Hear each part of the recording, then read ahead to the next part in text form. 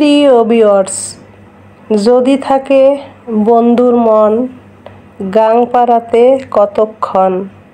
তো এই উক্তিটি আমার না, এটা আমার দাদির, মরহুম দাদিমার এই উক্তি।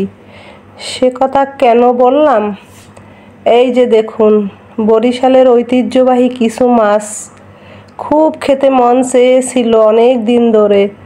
তো আমার একজন কাছের আপা গ্রাম থেকে নিয়ে আসছে, কথা নাই বলা নেই, হঠাৎ করে আমাকে দিয়ে গেছে। তো এই যে মন, বন্ধুর মন, ভালোবাসা দিয়ে গেছে গ্রাম থেকে অর্গানিক জিনিস, তো এই জন্যই কথাটা বললাম।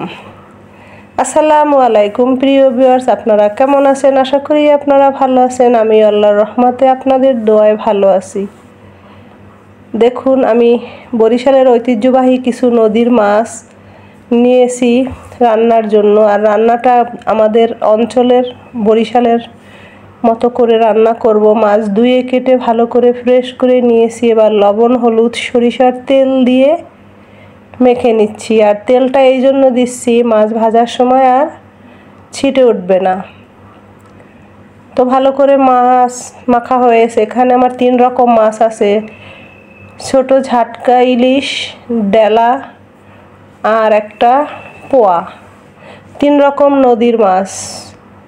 তো চুলায় কড়াই বসিয়ে আবার সর্ষের তেল দিয়ে দিলাম। চুলার জাল এই পর্যায়ে মাঝারি আকার করেছি। এবার সেই মেখে রাখা মাছগুলো দিয়ে দিলাম। এক এক করে সব মাছগুলো দিয়ে দেব।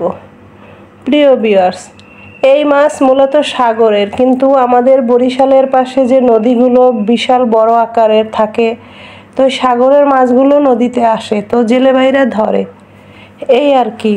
এই মাছটা খেতে এত সুস্বাদু, একমাত্র আমার অঞ্চলের লোকই জানে। কারণ এগুলো যখন ঢাকায় আসে প্রসেস হয়ে, তখন তার ভিতরে আর স্বাদ সেরকম থাকে না।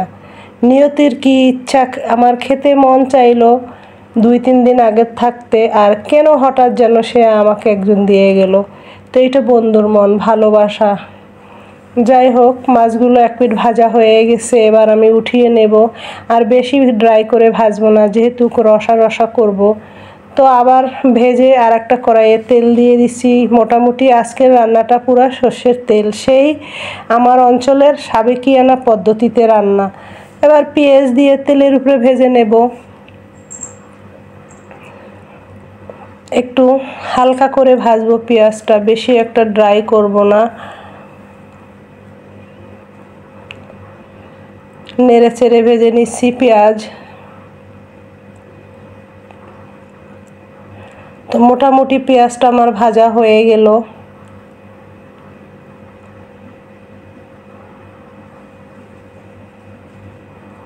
এখন এর ভিতরে দিয়ে দেব পানি।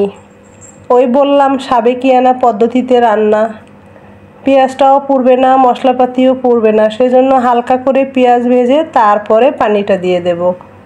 তাহলে মশলাপাতিটা ভালো করে ধীরে গতিতে কষানো যাবে। আর চুলার জাল এই অবস্থা একদম কিন্তু লো করা আছে।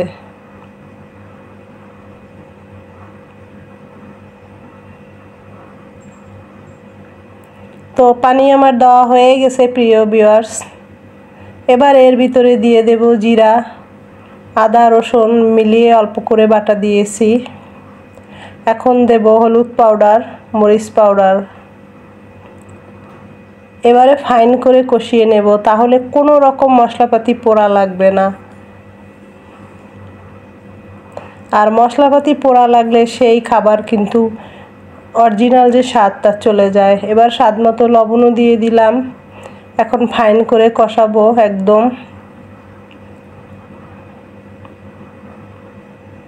তো প্রথমবার তো মোটামুটি আমার কষানো হচ্ছে। এবার আমি আবারও একটু পানি দিয়ে দ্বিতীয়বার কষাবো।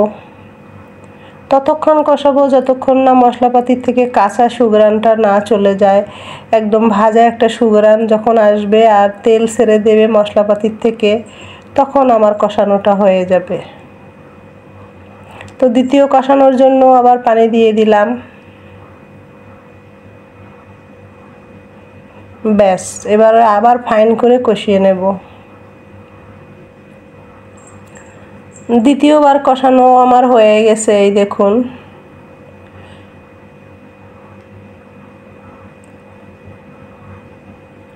মশলাপাতি একদম আঠালো আঠালো হয়ে গেছে, তেল ছেড়ে দিয়েছে। আর সরিষার তেলের রান্নার স্বাদ একটু আলাদাই হয়।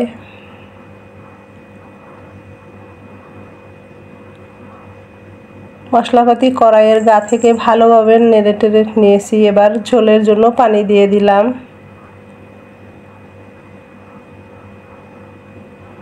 কড়াইয়ের গা থেকে সমস্ত মশলাপাতি নেড়ে চেড়ে খুন্তি দিয়ে ঝোলের সঙ্গে মিলিয়ে দিয়েছি। একটু ফুটে উঠলে সব কিছু দিয়ে দেব।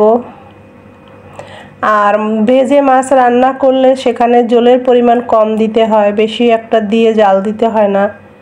তো এই অবস্থায় আমি টমেটোগুলো আগে দিয়ে দিচ্ছি আর কাঁচামরিচ। অল্প ঝোলে ভাজা মাছ রান্না করলে সেটা খেতে স্বাদ ঠিকঠাক থাকে। আর বেশি ঝোল দিয়ে জাল দিতে দিতে সে রান্না করলে তার স্বাদ চলে যায়। একদম আমার বরিশালের এলাকার ঐতিহ্যবাহী একটা রান্না। তো মাছগুলো দিয়ে দিলাম, ঝোলটা কিছু ফুটে উঠছে। গায়ে মাখা মাখো মাখো টাইপের হবে এই মাছের রান্নাটা। 3 রকম মিশালি মাছ, কি যে সুঘ্রাণ বের হয়েছে ভাজার পরে, কি বলবো প্রিয় ভিউয়ার্স। একদম নদীর পিওর মাছ, কোনো রকমের ভেজাল মেশানো নেই। দেখুন রান্না শেষ অবধি এই অবধি হয়ে আসছে। আমি আর ঝোলটা কমাবো না, 1 থেকে 1.5 মিনিট নেড়েচেড়ে নামিয়ে ফেলবো। প্রিয় ভিউয়ার্স, আজকের ছোট পরিসরের রেসিপিটা যদি ভালো লেগে থাকে প্লিজ লাইক দিবেন, শেয়ার করবেন, কমেন্টস করবেন। ভুল হলে আপনাদের ভালোবাসা আমার সামনে এগিয়ে যাওয়ার শক্তি। তো যাই হোক, আপনাদের সুস্বাস্থ্য কামনা করে আজকের মতো বিদায় নিচ্ছি। ফিরে আসবো পরের দিন। আল্লাহ হাফেজ।